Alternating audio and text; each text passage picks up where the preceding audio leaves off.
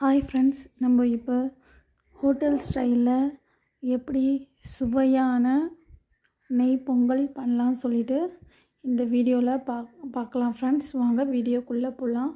இதுக்கு ஃபஸ்ட்டு சிறிப்பருப்பு ஒரு அரை டம்ளர் எடுத்திருக்கேன்.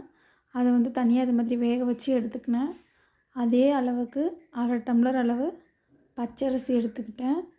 எடுத்து அதையும் நல்லா வேக வச்சு எடுத்ததும் இப்போது பாருங்கள் எந்த அளவுக்கு பச்சரிசி சாதம் நல்லா குழஞ்சி வெந்திருக்குன்னு பாருங்கள். இது கூட நம்ம வேக வச்சுருக்கிற பாசிப்பருப்பு சேர்த்துக்கலாம். சேர்த்ததும் நல்லா கிளறி விடலாம். கிளறி விட்டது பாருங்கள் எந்த அளவுக்கு கொஞ்சம் தண்ணியாக இருக்குது பாருங்கள். இந்த மாதிரி ஸ்டேஜில் நம்ம இது கூட கொஞ்சமாக ரவை சேர்க்குறோம். ரவை எதுக்காக சேர்க்குறோன்னா, பாசிப்பருப்பும் பச்சரிசியும் சீக்கிரமாக இறுகிடும். ஸோ இறுகாமல் பொங்கல் எப்பவுமே கொஞ்சம் தளன்னு தண்ணி மாதிரி இருக்கிறதுக்காக தான் நம்ம ரவையை சேர்க்க போகிறோம். இந்த மாதிரி கொஞ்சம் கொஞ்சமாக ரவையை சேர்த்துக்கலாம். ரவை சேர்க்கும்போது கூடுதலான டேஸ்ட்டும் உங்களுக்கு கிடைக்கும், நல்லாவும் இருக்கும் பொங்கல். இந்த மாதிரி நல்லா கிளறி எடுத்துக்கலாம். கிளற உங்களுக்கு கொஞ்சம் ஓரளவுக்கு திக்னஸ் கிடைக்கும். அந்த மாதிரி ஸ்டேஜில் நீங்கள் அடுப்பை ஆஃப் பண்ணிவிடுங்க. ஆஃப் பண்ணிவிட்டு தாளிப்புக்கு நம்ம அதிகமாக நெய் சேர்த்துக்க தேவையில்லை.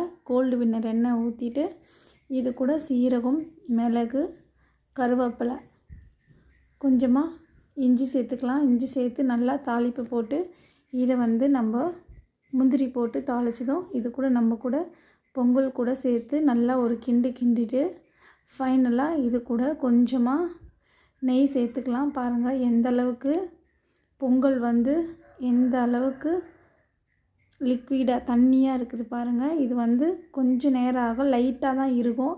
இதே பதத்துக்கு தான் இருக்கும். உங்களுக்கு 2 மணி நேரம் 3 மணி நேரம் ஆனாலும் இதே பதத்துக்கு தான் இருக்கும்.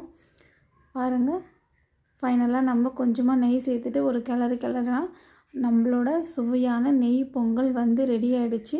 இந்த மாதிரி நீங்களும் உங்கள் வீட்டில் ட்ரை பண்ணி பாருங்கள் ஃப்ரெண்ட்ஸ். இந்த மெத்தடில் அவ்வளோ டேஸ்ட்டாக இருக்கும். இந்த மாதிரி மந்தார இலையில் நீங்கள் லாஸ்ட்டாக கோவிலெல்லாம் பிரசாதமாக கொடுக்கும்போது அந்த மாதிரி சாப்பிட்டிங்கன்னா பொங்கலோட டேஸ்ட் இன்னும் கூடுதலாக இருக்கும். தேங்க்யூ ஃப்ரெண்ட்ஸ் என்னுடைய வீடியோ பார்த்ததுக்கு.